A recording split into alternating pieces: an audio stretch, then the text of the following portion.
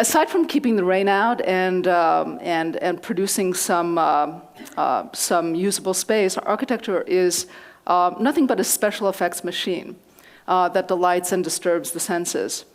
Our work is across media. The work comes in all shapes and sizes. It's small and large. This is a ashtray water glass, from urban planning and master planning to theater and all sorts of stuff.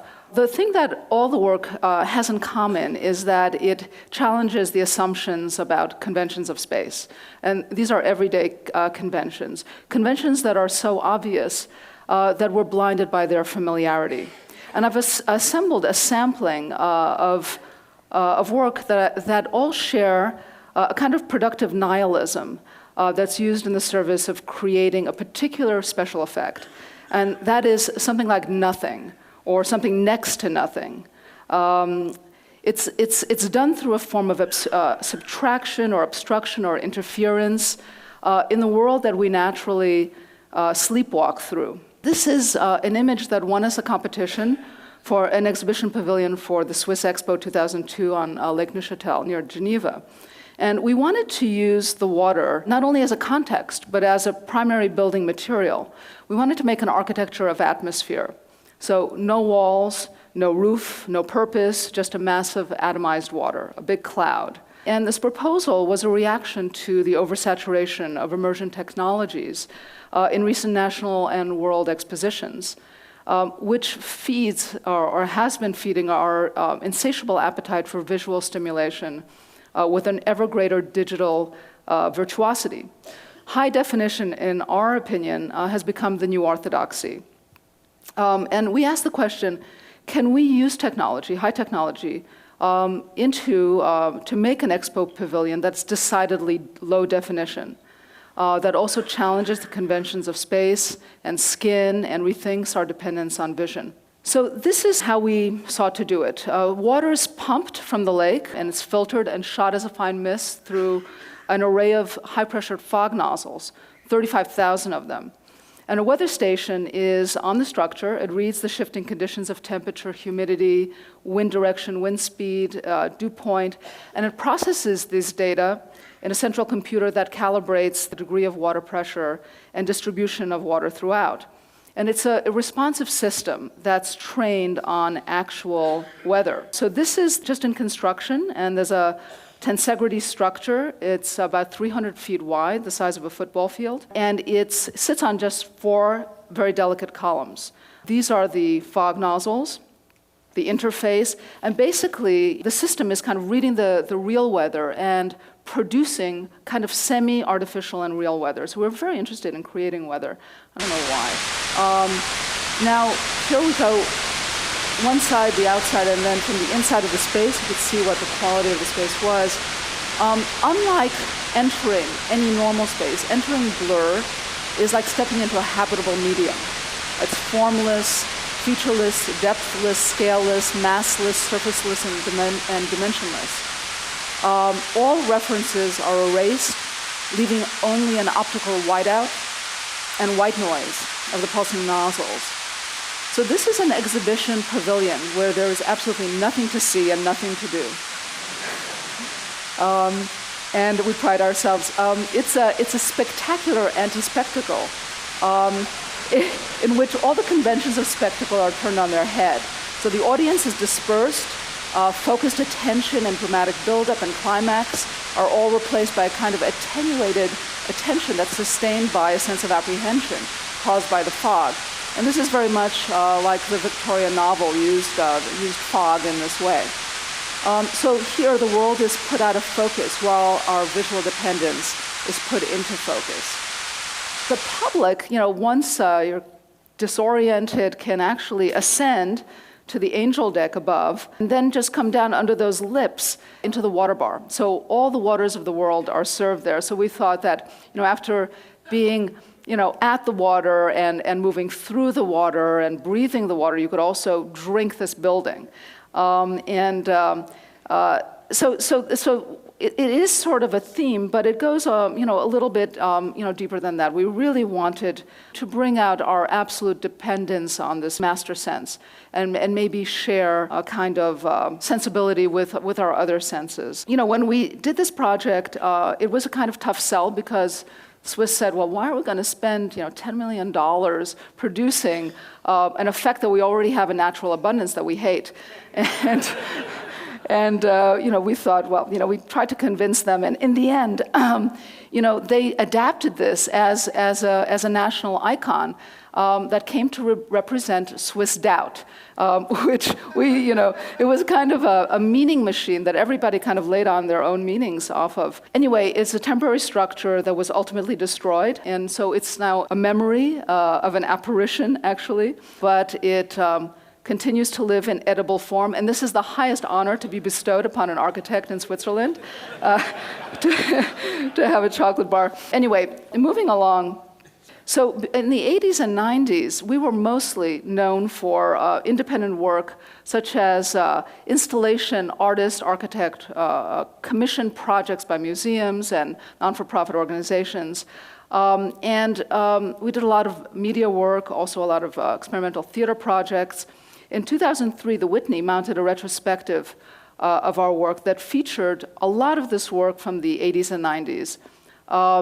However, the work itself resisted the very nature of a retrospective, and this is just some of the stuff that was in the show. This was a piece on tourism in the United States. This is Soft Cell for 42nd Street. This was something done at the Cartier Foundation, Master Slave, at the MoMA, the project series, a piece called Parasite, and so forth. There are many, many of these kinds of projects. Anyway, they gave us the whole fourth floor, and the problem of the retrospective was something that we were very uncomfortable with it. It's a kind of invention of the museum that's supposed to bring a kind of cohesive understanding to the public of a body of work, and our work doesn't really resolve itself into a body in any way at all.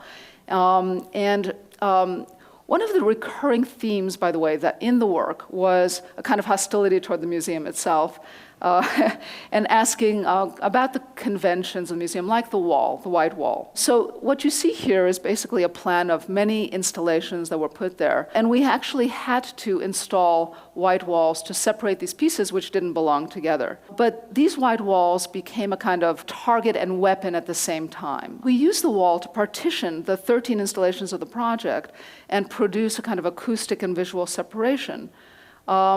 And what you see is actually the red dotted line shows the track of this performing element, which was a new piece that we created for the, which was a robotic drill, basically, that went all the way around, cruised the museum, went all around the walls, and did a lot of damage. So the drill was mounted on this robotic arm. We worked with, by the way, Honeybee Robotics. This is the brain. Honeybee Robotics designed the Mars Driller, and it was really very, very much fun to work with them. They weren't doing their primary work, which was for the government, while they were helping us with this. In any case, the way it works is that an intelligent navigator basically maps the entire surface of these walls. So unfolded is about 300 linear feet. And it randomly generates points within a three-dimensional matrix. It selects a point, it guides the drill to that point, it pierces the drywall, leaving a half-inch hole before traveling to the next location. Initially, these holes were lone blemishes, and as the exhibition continued, the walls became increasingly perforated. So eventually, holes on both sides of the wall aligned, opening views from gallery to gallery. Clusters of holes randomly opened up sections of wall. And so this was a 3-month performance piece in which the wall was made into kind of an increasingly unstable element. And also the acoustic separation was destroyed, also the visual separation. And there was also this constant background drone, which was very annoying. And this is one of the blackout spaces where there's a video piece that became totally not useful. So rather than securing a neutral background for the artworks on display, the wall now actively competed for attention. This acoustical nuisance and visual nuisance basically exposed the discomfort of the work to this encompassing nature of the retrospective. It was really great when it started to break up all of the curatorial text. Moving along to a project that we finished about a year ago is the ICA in the Institute of Contemporary Art in Boston, which is on the waterfront.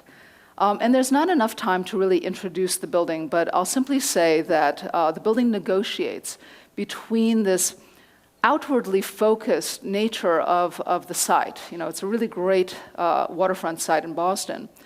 And this contradictory other desire to have an inwardly focused museum. So the nature of the building is that it looks at looking. I mean, that's its primarily objective, both its program and its architectural conceit. The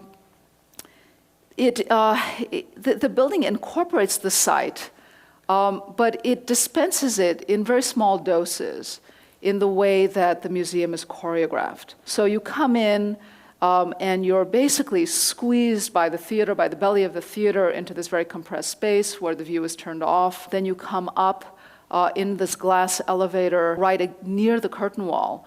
This elevator is about the size of a New York City studio apartment. And then this is a view going up. And then you could come into the theater, which can actually deny the view or open it up and become a backdrop. And many musicians choose to use the theater glass walls totally open. The view is denied in the galleries where we just receive just natural light, and then exposed again in the North Gallery with a panoramic view. The original intention of this space, which was unfortunately never realized, was to use lenticular glass, which allowed only a kind of perpendicular view out in this very narrow space that connects East and West galleries. The intention was really to not get a climax, but to have the view stalk you, so the view would open up as you walked from one end to the other. This was eliminated because the view was too good, and the mayor said, no, we just want this open. The architect lost here. But culminating, and that's where this hooks into the theme of my little talk, is this mediatek, which is suspended from the cantilevered portion of the building. So this is an 80-foot cantilever, it's quite substantial. So it's already sticking out into space enough, and then from that is this small area called the mediatek. The mediatek has something like 16 stations where the public can get onto the server and look at digital artworks or also curated artworks off the web. And this was really a kind of very important part of this building. And here is a point where architecture, this is like technology free.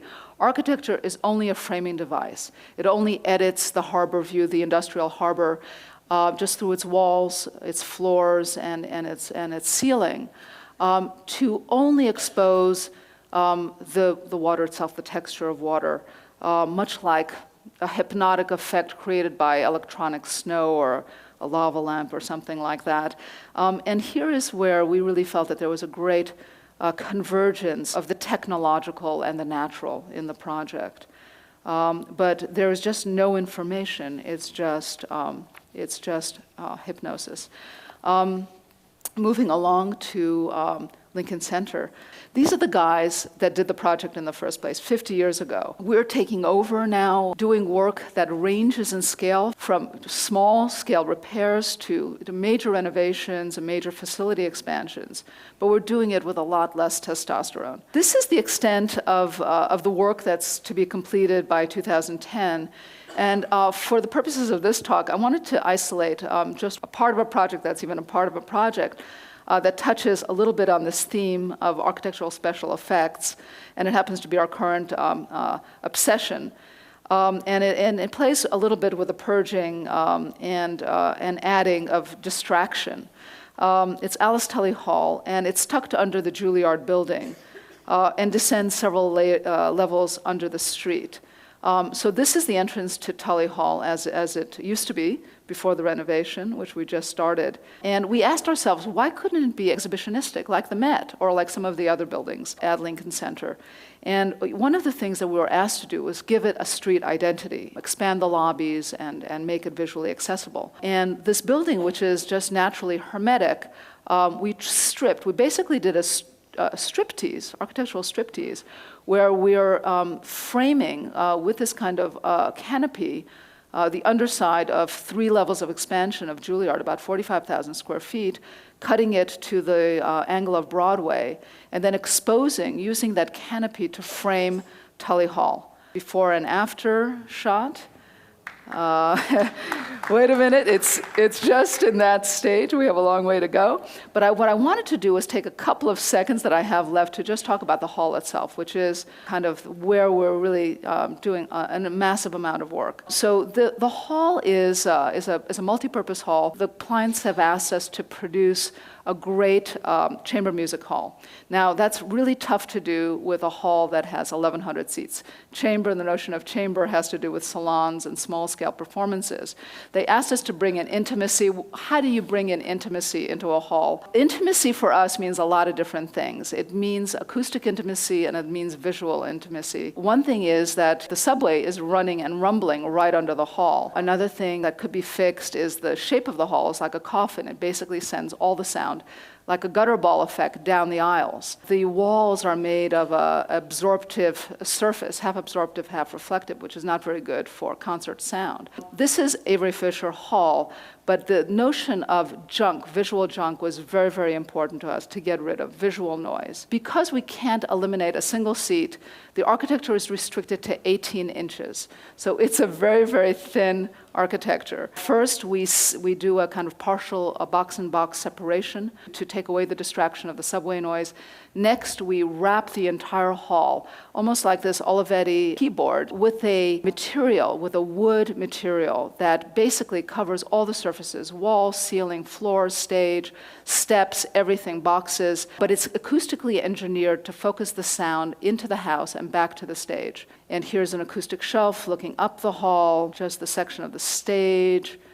Just everything is lined. It incorporates every single thing that you could possibly imagine is tucked into this high-performance skin. But one more added feature. So now that we've stripped the hall of all visual distraction, everything that prevents this intimacy, which is supposed to connect the house, the audience with the performers, we add one little detail, one piece of architectural excess, a special effect, lighting. We very strongly believe that the theatrics of a concert hall is as much in the space of intermission and the space of arrival as it is when the concert starts. So what we wanted to do was produce this effect, this lighting effect, which made us have to bioengineer the wood walls. What it entails is the use of resin, of this very thick resin with a veneer of the same kind of wood that's used throughout the hall in a kind of seamless continuity that wraps the hall in light, like a belt of light, rather than separating, like a proscenium would separate the audience from performers. It connects audience with the players. And this is a mock-up that is in Salt Lake City that gives you a sense of what this is going to look like in full scale. And this is a guy from Salt Lake City. This is what they look like out there. And for us, I mean, it's really kind of a very strange thing, but the moments in the hall that the buzz kind of dies down when the audience is waiting for the performance to begin, very similar to the parting of curtains or the raising of a chandelier. The walls will just exude this glow, temporarily stealing attention from the stage. And this is Tully in construction now. I have no ending to say except that I'm a couple of minutes over. Thank you very much.